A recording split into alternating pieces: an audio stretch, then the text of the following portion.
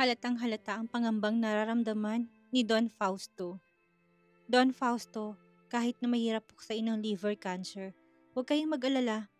Gagawin ko lahat para lang gumaling kayo. Nang marinig ni Don Fausto ang sinabi ni Sinaya, ay napahinga ng maluwag ang matanda na wala ang pangambang nararamdaman nito kanina pa. Salamat, Iha. Nawala ang takot na nararamdaman ko dahil sa sinabi mo. Mabuti naman ho, pag-aaralan ko muna ho ang inyong medical records. Meron po kong gagawing first treatment sa inyo para ma-regulate ang blood circulation sa inyong katawan at hindi niyo masyadong maramdaman ang symptoms ng sakit niyo. Napatango-tango si Don Fausto. Iha, may tiwala ko sa'yo. Sabi pa nito kaya napatango lamang sa Sinaya. Matapos ang treatment ay talagang guminhawang pakiramdam ng matanda. Don, tapos na ho ang first treatment natin. Kailangan nyo na pong magpahinga at kung meron kayong nararamdaman, huwag po kayong mahiya na tumawag sa akin. Magalang na sabi ni Sinaya sa matanda. Umupo naman si Don Fausto at uninat-inat ng katawan. Talagang nakaramdam ito ng kaginhawaan. Maraming salamat, Iha. Gumaan ang pakiramdam ko. Mukhang magtatanghalian na dito ka nalang kumain. May inihanda akong ulam para sa'yo. Nang marinig ang sinabi ni Don Fausto, ay mabilis na napailing si Sinaya. Ngumiti siya sa matanda at magalang na sumagot. Pasensya na, Don Fausto, pero meron pa akong importanteng gagawin. Nangako rin ako na sabay kaming manananghalian ng asawa ko ngayon. Babawi na lamang po ako sa next treatment natin. Hindi na pinilit pa ni Don Fausto ang babae, napatango na lamang ang matanda. Sige, Iha, hindi na kita pipilitin pa. Kung meron mang problema sa inyong negosyo ay huwag ka ring mahihiyang tumawag o hingian ako ng tulong. Tumayo si Don Fausto at tinatid na lamang si Sinaya palabas ng mansyon. Tirik ang araw na makalabas si Sinaya.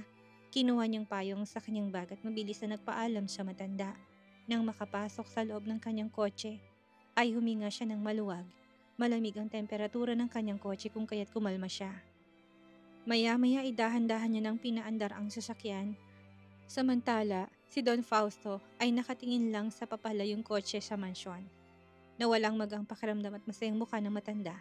Nang bumalik si Sinaya sa kanilang mansyon ay kagad niyang tinawagan ng asawa upang i-update ito. Sa katunayan, nagsinungaling lamang siyang sabay silang manananghalian ni Joaquin ngayon. Nasabi niya yun sa matanda dahil ayaw niyang tumagal doon. Napasandal si Sinaya sa sofa ng kinaupuan niya. Matapos niyang tawagan si Kit Joaquin, tinawagan niyang kanyang pinsan na si Alexander. Sa katunayan, kanina pa bumabagabag ang isipan niya nang nakita niya sa villa ni Don Fausto. Nakita niya si Butler Patton na umalis palabas ng mansyong iyon.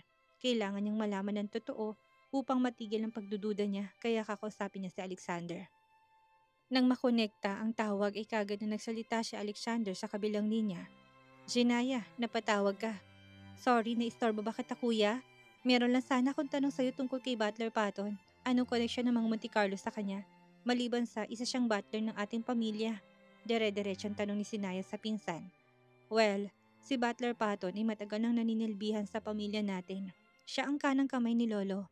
Actually, there's a secret about Butler Patton ng pamilya Monte Carlo lamang ang nakakaalam. Though kilala siya as a kanang kamay ni Lolo, pero si Butler Patton ang illegitimate child ng ama ng lolo natin. Sa madaling salita, si Butler Patton ay isa ring Monte Carlo at kapatid ng lolo natin sa ama. Isa rin siya sa may shares ng ating kumpanya. Bago pa man kasi namatay ang lolo natin ay nabigyan din na ng maliit na porsyento si Butler Patton sa kumpanya. Bakit mo naitanong? May problema si Naya? Nag-aalala ng tanong ni Alexander kay Zinaya. Matalim na nakatitig si Zinaya sa harapan niya. Pwede mo bang isend sa akin ng copy ng detailed information ng shareholders natin? May position ba si Butler Patton sa kumpanya natin kuya? Tanong ni Zinaya kung kaya't napakunot ang noo ni Alexander. Gayunpaman sinagot nito ang tanong ng pinsan. Yes, actually, magaling din sa negosyo si Butler Patton. Well, kahit papano, ay may dugo din itong Monte Carlo. Maliban kay Don Fausto, siya rin na nag-advise sa akin sa negosyo. Talagang naguguluhan na ang lalaki kung kaya't nagpatuloy pa ito sa pagsasalita. Bakit mo nga ba naitanungan tungkol kay Butler Patton, Sinaya? Anong nangyari? Napakunot ang noo ni Sinaya sa kanapailing. Hindi ko pa sigurado kung tamang hinala ko pero kailangan mong ma-fact check tungkol dito. Kapag nakakuha ko ng impormasyon, ay agad kong sasabihin ang lahat sa'yo kuya. Basta't ibigay mo lang sa akin ang impormasyon tungkol sa mga shareholders ng ating kumpanya na kailangan kong i-review na muna yon. At dahil kilala ni Alexander sa Shinaya na may ingat sa kilos at talagang may rason, alam niyang importanteng hinihingi nito. At hindi siya nagdalawang isip na ibigay ang importanteng dokumentong tungkol sa kumpanya nila. Sige, isisend ko kagad sa'yo ang file kapag nahanap ko na. Just wait for a minute. Matapos may ibaba ang telepono, pumunta sa Sinaya sa kusina at kaagad na nagluto ng kanyang pananghalian. Si Greta ay nasa eskwelahan kung kaya't wala ito sa mansyon. Matapos na kumain ay pumunta si Sinaya sa kanyang office at inopen ang laptop niya. Naroon ang mga file na sinend sa kanya ni Alexander. Isa-isa niya itong binuksan at binasa ng maigi. Maraming mga larawan ng sinend ng lalaki. Impormasyon yun ng mga main shareholders ng kumpanya nila. Hanggang sa ilang minutong pagbabasa, napunta siya sa impormasyon ni Butler Patton. Monte Carlo ang nakaregister sa last name nito. Kita niya sa larawan ng seryosong mukha ni Butler Patton. Meron pa rin itong malaking salamin na suot-suot. Ito ang lalaking nakita niya sa villa ng Don Fausto. Hindi siya nagkamali. Tamang ang hinala niya. Nanginig ang katawan ni Zinaya habang binabasa ang impormasyon na lalaki. Shit! Mura niya sa sarili. Sa puntong yun nabasa niya sa dokumento na meron ding malaking posisyon ng lalaki. Hindi lang yun, malaki rin ang shares ng patanda sa kumpanya. Hindi mapigilan ni Zinayang mapasinghap. Bakit nga ba naroon si Butler James kina Don Fausto? Anong koneksyon nila sa isa't isa?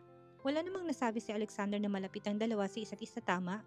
Considered na maliit lang ang porsyento ng share ng matanda ayon sa pinsan niya. Kung kaya't, bakit nagkaroon to ng malaking share ngayon? Napakagat ng labi si Sinayat na pabuntong hininga. Mukhang ang hirap paniwalaan yun. Kailangan niyang malaman kung saan galing ang malaking share ng pagmamay-ari ni Butler Patton ngayon. Kailangan din niyang malaman kung sino mga taong bumili ng shares sa kumpanya ng mga Monte Carlo. Alam niyang mayroong foul play na nangyayari sa loob ng kumpanya nila. Nakaupo si Sinaya habang kaharap ang computer niya. Nakasaad sa kanyang harapan ang mga dokumento ng mga impormasyon kung saan ang mga shares ay manahati-hati sa iba't ibang tao sa kumpanya.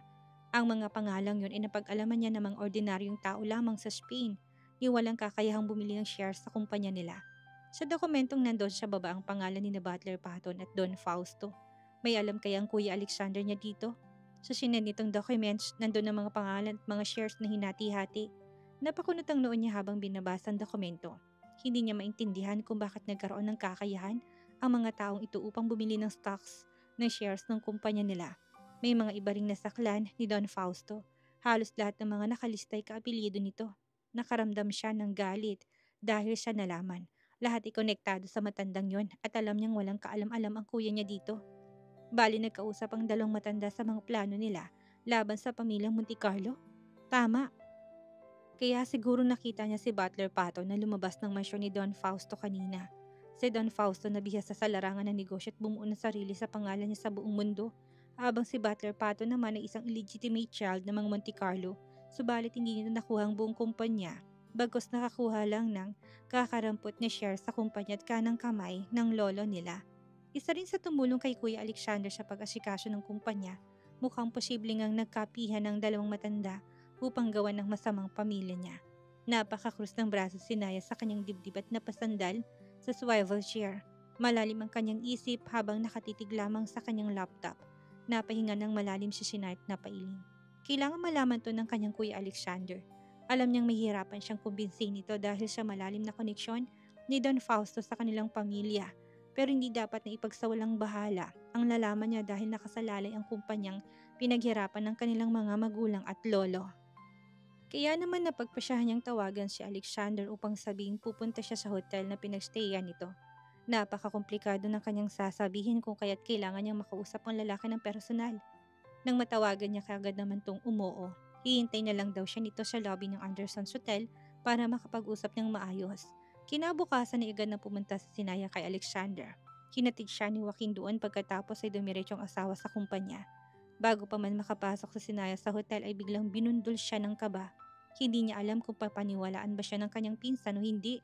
Alam niyang malakas si Don Fausto sa pinsan niya, subalit meron siyang sapat na ebidensya upang patunayan ang claim niya sa pinsan niya. Confident naman siyang tama siya pero hindi niya mapigilang mangamba na baka mangibabaw ang pagmamahal ni Alexander sa taong tumulong sa kanila upang tumayo ulit sa napakadapa ng kumpanya ng mga Monte Carlo. Natawa siya ng mahina. Tinulungan nga ba sila? O ang mga ito rin ang may kagagawa ng pagbagsak ng kumpanya nila? Baka nga nagdalawa pang may kagagawan kung bakit siya nahiwalay na matagal sa totoo niyang pamilya. Kung ganun hindi siya papayag na hindi na mga ito pagbayaran ng ginawa nito sa kanila, lalo na sa kanya. At dahil doon nilakasan ni Sinayang loob upang makausap ang kanyang pinsang si Alexander. Kahit naman kasi magpinsan silang buo, ay hindi pa rin niya kilala ng lubusan at gamay ang bitukan ni Alexander. Hindi niya alam kung mapagkakatiwalaan ba siya nito sa sasabihin niya. Bago pa man niya pinasok ang hotel ay tumingala na muna siya sa kalangitan. Napakatayog nga naman ng hotel na pagmamayari ng mga Anderson. Halos sumisigaw ito sa buong Kamaynilaan. Ang alam niya itong pinakamatayog na hotel sa buong Pilipinas. Nakakamanghang kapangyarihan ng mga Anderson sa buong Kamaynilaan at sobrang proud na proud siya sa asawa niya. Nang nasa loob na siya ay kita niyang kinawayan siya ni Alexander. Tumango lamang siya at ngumiti sa lalaki. May mga empleyadong binabati siya kung kaya't nginitian niya lang din ang mga ito. Nang makalapit siya kay Alexander, kaagad siyang nagbeso sa pinsan. Mukhang sikat na sikat ka dito ha, sabi ni Alexander sa kanya. Umikot ang kanyang mga mata na marinig ang sinabi ng pinsan. Hindi kaya, ikaw yun. Tignan mo nga yung mga babaeng empleyado na nakatingin sa atin. Ikaw ang tinitingnan, hindi ako, natatawang sabi niya. Kung kaya't natawa na rin sa Alexander. Simula nung nalaman nito na pinsan nito siya ay naging palangiti ng mayabang at malamig na si Alexander. Ibang-iba ng lalaki kumpara sa una nilang pagkikita.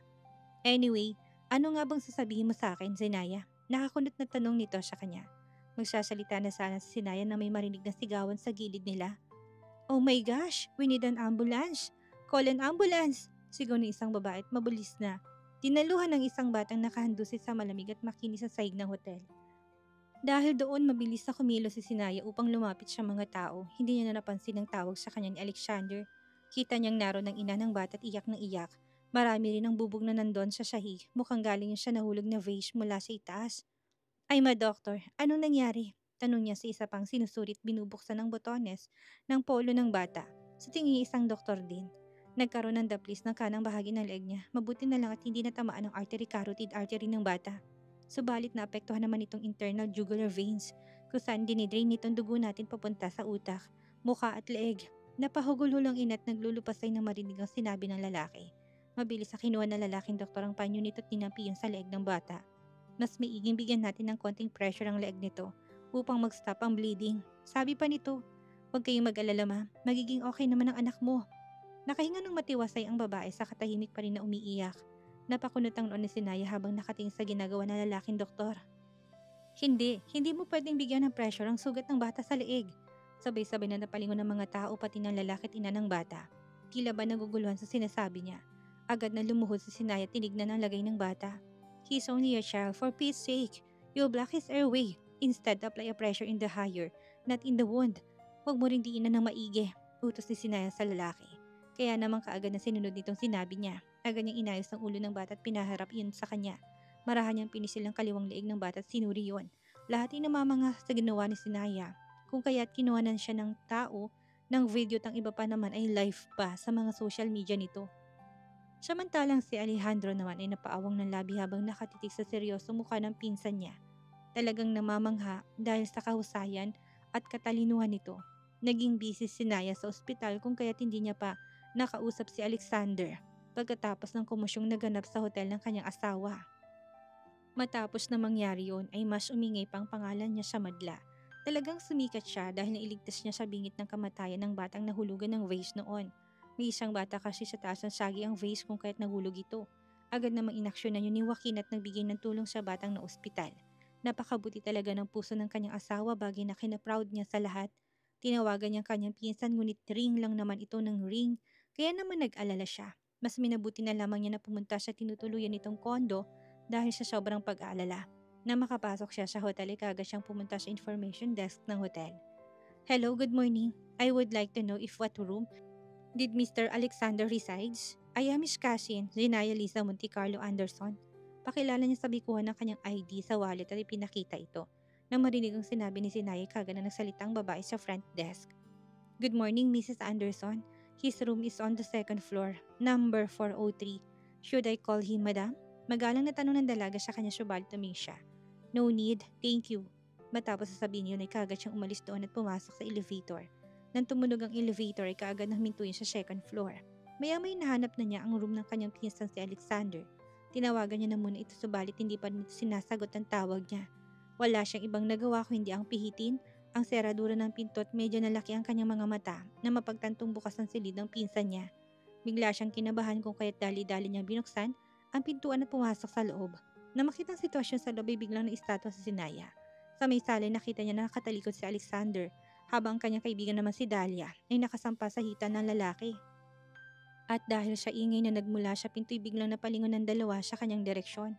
Kita niyang pamumula ng kanyang pinsan habang nakatitig lamang sa kanya. Tinakpan niyang kanyang dalawang mata at pautal-utal na nagsalita. Tinawagan kita sa telepono pero hindi mo sinasagot.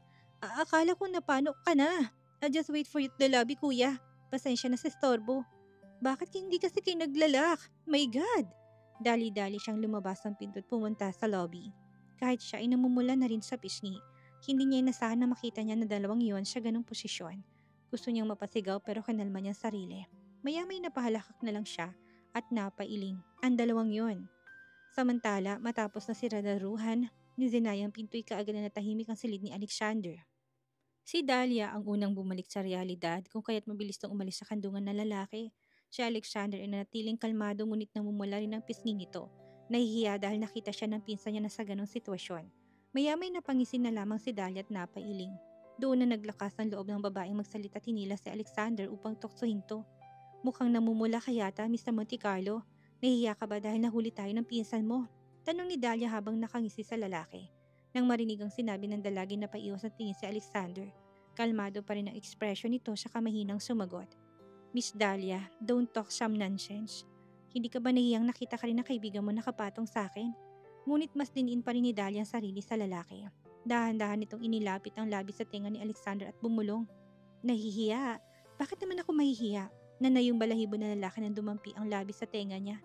Napapikit siya ng marin at pinigilan ng bumubuksong damdamin niya. Hindi ba't nagpustahan tayong dalawa? May nangyari sa ating dalawa at hindi mo ko natiis. Baka nakakalimutan mo. So iiwasan mo pa ba ako? Patuloy pang sabi ni Dahlia sa lalaki. Hindi ako talk shit, Miss Dahlia. Alam ko kung paano tumanggap ng pagkatalo. Sabi ni Alexander kay natawa ng mahina si Dahlia. Bago pa man umalis ang dalaga, ay kinintala na muna nito ni Alexander ng halik sa labi. Okay, madali ka naman palang kausap eh. Ciao! I shall go downstairs. Baka nainip na si Sinay sa baba. Sabi ni Dahlia sa kawalang lingon-lingon na umalis sa silid na lalaki. Si Sinay nakatambay lamang sa lobby habang malalim ang iniisip. Hindi kasi siya makamove on sa nakita niya kanina. Hindi rin niya makapaniwalang magagawa ni Alexander yon sa kaibigan niya. So bet nito si Dahlia, ang napakaloyal na si Alexander, sa namayapang asaway na paibig ni Dahlia. Napapailing si Sinaya at nang mapalingon siya sa kanyang gilid ay nakita niya si Dahlia. Napapalapit sa kanya. Medyo gulo ang buhok ng babae at ang damit nito'y gusot-gusot din. Ngumisi lamang ang dalaga sa kanya at umupo sa tabi niya. Zenaya, ako mangyayakapin sana siya ng kaibigan kung kaya't napaatras siya. Lumayo ka sa akin, kadiri kayo ni kuya, pabirong sabi ni Sinaya sa babae. Tumawa ng malakas si Dahlia sa kanapailing. Sorry na, hindi naman namin alam na pupunta sa kondo niya. Malambing na sabi nito kay napangiwi siya. Nandun lang din niya kasi napansin ang kalat ng lipstick nito sa labi. Gaga ka, yung lipstick mo, kumakalat na. Ayusin mo nga, nakakahiya ka talaga Dahlia. Sermon niya sa dalaga at kinurot niya ito sa tagiliran. Ano na lang sasabihin sa'yo ng mga nakakakilala sa'yo? Umayos kang babaita ka? Patuloy pa niya. Nang marinig ang sinabi niya, mabilis sa kinuha ni Dahlia ang phone at upang tignan ang refleksyon, napangiwi ang dalaga na mapagtantong hindi nagbibiro sa Sinaya. Oo na po. Parang dati lang ako naninermon sa'yo, ngayon ikaw na. Natatawang sabi ni Dahlia habang pinupunasan ng lipstick na nakakalat sa labi. Ano nga bang meron sa inyo ni Kuya Alexander ha? Meron bang namamagitan sa inyo? Binabalaan na kita Dahlia, hindi pa rin makamove on yan sa asawa niya. Alam mo naman yun, hindi ba? Sinasabi ko sa'yo to dahil concern lang ako sa nararamdaman mo in the future. Naintindihan mo naman ang ibig kong sabihin, hindi ba? Sabi ni Sinay na mahimig na pag-alala ang boses. Nang matapos si Dahlia sa pag-ayos ng sarili, inaangkla ng dalagang kamay nito sa braso niya. Don't worry BFF. Alam ko ang pinapasok ko at handa akong masaktan para lang makuha ko ang puso niya. Alam kong may feelings na siya sa akin. Walang mangyayari sa amin kung wala. Alexander is into me. Trust me. Natawa ng mahina sa Sinay ng pailing. Bahala ka na nga. Malaki na naman na. Hindi na rin ako makikisali sa inyo. Basta't binalaan na kita. Ingatan mo pa rin ang puso mo. Thanks BFF. Basta ako nang bahala. Nasa akin na rin ang huling halakhak. I will make him fall in love with me. Yung tipong hindi na siya nakakaahon pa. Determinadong sabi ni Dahlia sa kanya. Inalis ni Dahlia ang pang-angkla nito sa braso niya at tumayo na rin. Anyway, aalis na ako. Alam ko may importante kayong pag-usapan ng pinsan mo. Ciao! Paalam nito, tinalikan siya sa labi.